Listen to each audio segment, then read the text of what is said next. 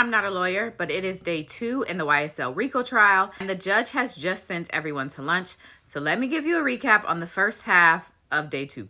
Okay, I told y'all yesterday we are going to be in opening statements for a while. And so today, Brian Steele, who is Young Thug's attorney, is up to give his opening. Steele starts off giving a history of Jeffrey Williams' life. Jeffrey Williams, aka Young Thug. He says that Thug grew up in a housing project in Southeast Atlanta with his 3 brothers, 6 sisters, and his mom, and they all lived in a 3-bedroom apartment. Around Thug's 9th birthday, one of his brothers was unalived, and Brian Steele says that Thug believes the entire justice system is corrupt because of the things he saw growing up. Some time passes, and when Thug was around 16 years old, the housing project that his family lived in was shut down. So his entire family has to move. Eventually, some of the family is reunited in the Cleveland Avenue area, and that is how he ended up there. Okay, so time goes on, and Thug takes up rapping. He started researching and studying a bunch of different successful artists, but there were 2 in particular that he idolized. He idolized a gentleman named Dwayne Carter. His performing name is Little Wayne. Jeffrey also idolized Tupac. Little Wayne tattooed his face. He's the first one. Jeffrey has tattoos on his face. Jeffrey changed the clothing. He took what Little Wayne did, and Jeffrey wore tight fitting pants. He's the first. He did that because when he would take his ill-fitting clothing from his sisters, they were tight jeans. At first, Thug was called Little Jeffrey, but decided he wanted a performing name. Call himself Little Jeff and Little Wayne. He thought that that doesn't sound too good. So Jeffrey wanted to have a performing name. You will learn that in 1983, the incomparable talent Michael Jackson released a song, P.Y.T., Pretty Young Thing. About 13 years later, Tupac is featured on a song with Smooth. And that song is P.Y.T., Playa, P-L-A-Y-A, Young Thugs. But he never considered himself a player. A player to Jeffrey was somebody who had the girls kind of coming at them at all times. Jeffrey wasn't like that. Jeffrey was shy. He was really tall and really skinny. His teeth were rotten. So he got rid of the player. That was not going to work for him. But he kept the Young Thugs. He got rid of the S. And he became a performer, Young Thug. And from that day forward, he insisted everybody call him Young Thug. Because most people think about a thug as a criminal. Thug meant and means to Jeffrey. It was his path. But if he could ever make it as a musical artist, he would be truly humble under God. That's what Thug means. So Thug starts taking it serious and starts getting more and more popular as a rapper. As he continues to grow in music, he also starts exploring fashion. So YSL is created, and this is what Brian Steele says is the story behind YSL. When Jeffrey was coming up and making it, Little Wayne had and repped, talked about Cash Money Records. That's his label.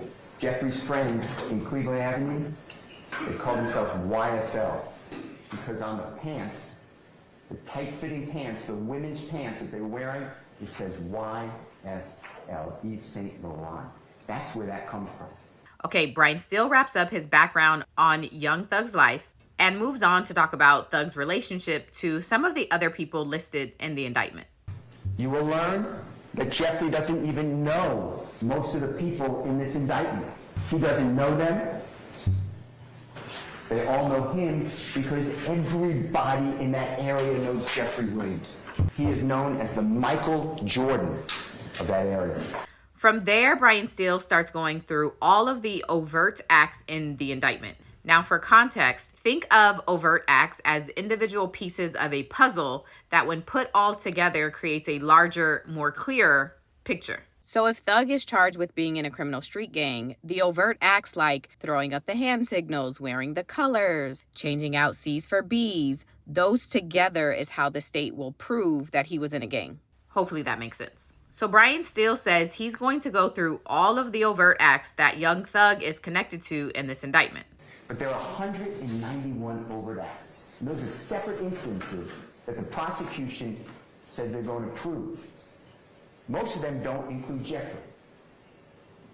But the ones that do, I'd like to go through with you. I'm only going to highlight a few that Brian Steele went through. Let's start with the unaliving of Donovan Thomas. The state argues that Young Thug rented the vehicle and made the order on Donovan's life. We're shortly before New Year's of 2015.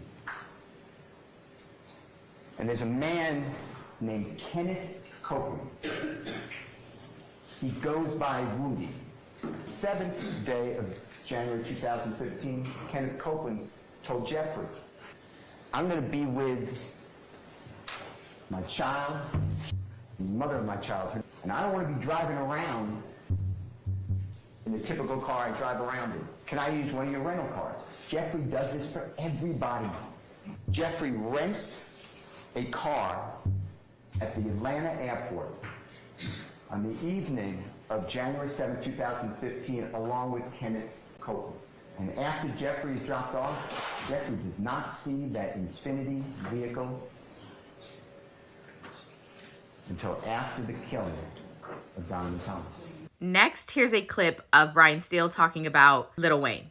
Lil Wayne, his idol, Jeffrey idolizes him, came out against Jeffrey, called him gay. Jeffrey did a promotional social media release where there's people with guns on either side of him, and Jeffrey saying, come to this concert, we'll see what happens, come on to the concert. Jeffrey was told to do that video and release by his management team. Because when Lil Wayne says don't listen to his music, that impacts him. Jeffrey is in Louisiana. Here in Atlanta, Lil Wayne has a tour bus. His tour bus was fired and struck. There's zero evidence Jeffrey's involved. Brian Steele also talked about a few overt acts in the indictment that are said to connect Young Thug to being in a gang. The prosecution is targeting, that's Jeffrey taking a selfie in the mirror, and he has his hand up, and the indictment that the prosecution had the grand jury return says he's holding up a blood sign. That's not a blood sign. That is a P that Jeffrey just released with Sergio Kitchens, formerly known as Gunna. It's called Pushing P. And it's positivity. You're pushing positivity. You're pushing P. Jeffrey is showing the P. So like I said, Brian Steele covered a lot in his opening. His opening was 3 hours long. These are just some of the highlights. So I'll be back after court wraps for the day with part 2 of day 2 in the YSL Rico trial.